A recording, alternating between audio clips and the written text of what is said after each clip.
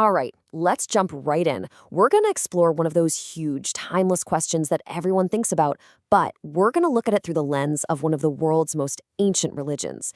This is the original story of the battle between good and evil. I mean, seriously, think about it. It's a question we've all asked, right? Why is there so much suffering in the world? Where does all this negativity and destruction actually come from? Is there some kind of dark force at work? Well, Zoroastrianism, a faith that's been around for over 3,000 years, has a really fascinating answer. And it's probably not what you'd expect. It doesn't point to some big, scary monster or a fallen angel. Instead, it says all the evil in the world, all the chaos, all the suffering, it all started with a single choice. To really get this, we have to rewind the clock, way back. I'm talking about to the very beginning of time itself. It all starts with this incredible story, a parable about two so-called twin spirits. This is where the whole cosmic fight begins. Now, when you hear twin spirits, don't picture two physical beings. It's much more interesting than that. Think of them as two fundamental mindsets, two different ways of thinking that just came into being. On one side, you've got Spenta Menu, who is the holy or progressive spirit. And on the other, there's Angra Menu, the destructive spirit, who you might also hear called Aramen. So the Holy Spirit, Spenta Menu, made its choice. It chose the path of what's called Asha. And Asha is a huge concept. It's basically everything that's good. Truth, cosmic order, light, life, creation, the whole shebang. It's like the perfect blueprint for how the universe is supposed to work. And, of course, on the other side of the coin, Angra Mainyu chose the exact opposite. It chose Druj. And if Asha is truth, then Druj is simply the lie. It's the impulse that wants to tear everything down. It's chaos, deception, decay, anything that leads to non-existence and death. So you might be wondering, okay, where does the ultimate creator, Ahura Mazda, fit into this? And this is a really crucial point. He's not one of the twins. He is totally above and beyond this conflict. He's the uncreated creator. The story goes that he intentionally designed our physical world to be a kind of arena, a battleground where this fight between Asha and Druj could finally play out, and where evil could ultimately be cornered and defeated. So this choice wasn't just some abstract philosophical idea.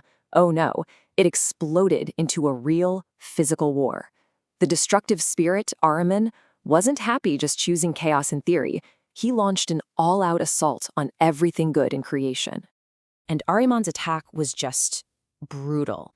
He tried to corrupt and ruin every perfect thing that had been made. He poisoned the fresh waters of the world, making them salty. He caused the beautiful, living plants to wither and die. And then, in his most terrible act, he killed Gayamad, the very first man. So just picture it. For a moment there, with the world corrupted and the first man lying dead, it looked like the lie had triumphed. It seemed like evil had won. Ahriman was totally convinced he had shattered creation and proved that destruction was the most powerful force in the universe. But he was wrong. And this is where the story takes an amazing turn. It turns out, Ahura Mazda's goodness is a lot more resilient than that. From the dying Gayamard, a seed of life survived.